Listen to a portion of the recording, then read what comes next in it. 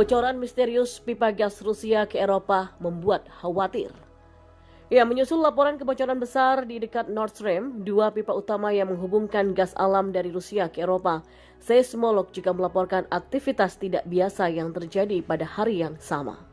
Para pemerhati lingkungan telah memperingatkan dampak kebocoran pipa gas Nord Stream tidak hanya bersifat politis.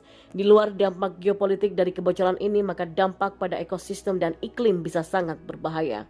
Sebanyak 3 kebocoran telah terdeteksi pada pipa gas Nord Stream 1 dan Nord Stream 2 di dekat Pulau Bornholm di Denmark, menurut otoritas energi Denmark. Peringatan serupa juga datang dari administrasi maritim Swedia yang menyarankan agar ada kapal yang berjaga-jaga setidaknya 9 km dari lokasi.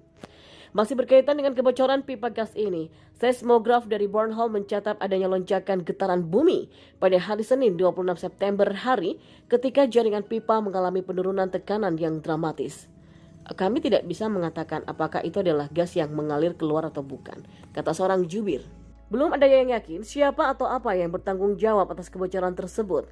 Di Eropa, banyak pihak yang berwenang mengatakan mereka tidak mengesampingkan adanya faktor sabotase oleh Rusia, mengingat 3 kebocoran secara simultan belum pernah terjadi sebelumnya. Sementara itu, Rusia merespon kejadian ini dengan memberikan pernyataan keprihatinan. Jubir pemerintah Rusia Dmitry Peskov mengatakan tekanan dalam pipa gas telah turun secara signifikan dan mereka belum dapat mengesampingkan sabotase sebagai penyebab potensial. Semua ini datang di saat terjadi krisis energi yang mendalam di Eropa.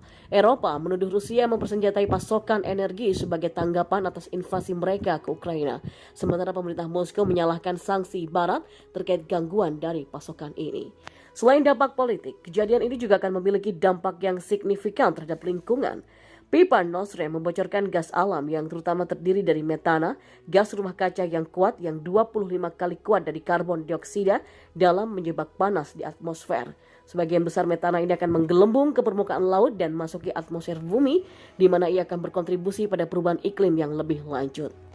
Tentu saja, bagaimanapun gas ini akan terbakar sebagai bahan bakar fosil yang terlepas dari kebocorannya, yang juga akan melepaskan emisi.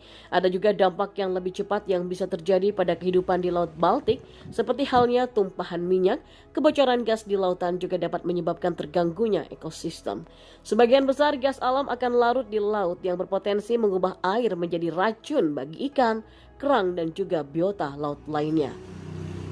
Jika terjadi kebocoran pada pipa Nord Stream, gas naik langsung ke permukaan air, yaitu efeknya ya mungkin akan tetap lokal.